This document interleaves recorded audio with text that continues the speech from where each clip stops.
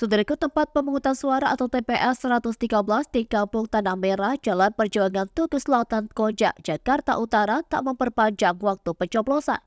Meski sempat molor 1 jam akibat kebanjiran, pemungutan suara pemilu 2024 di TPS itu tetap tutup pada pukul 13 waktu Indonesia Barat pada Rabu 14 Februari 2024. Ada beberapa alasan yang menyebabkan TPS tersebut terlambat dalam pelaksanaan pencoblosan.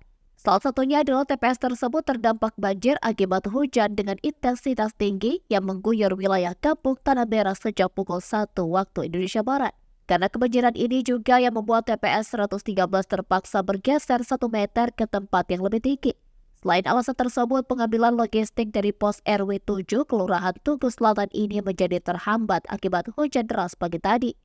Meski begitu, pelaksanaan pencoblosan terpantau kondusif. Warga tampak antri menunggu nama dipanggil oleh petugas KPPS. Sebagai informasi, sebanyak 25 TPS yakni 106 hingga 130 berdiri secara berderet di Jalan Perjuangan Tugu Selatan, Koja, Jakarta Utara. Berdasarkan pantauan Kompas.com, 11 diantaranya yakni TPS 106 hingga 116 terdampak banjir setinggi 5-10 cm.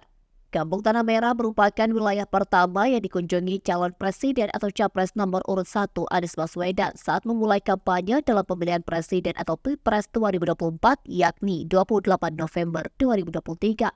Dalam kesempatan itu, Anies menyebut bahwa Tanah Merah merupakan wilayah yang terpinggirkan. Dengan begitu, Anies mengatakan bahwa warga Kampung Tanah Merah harus diangkat derajatnya.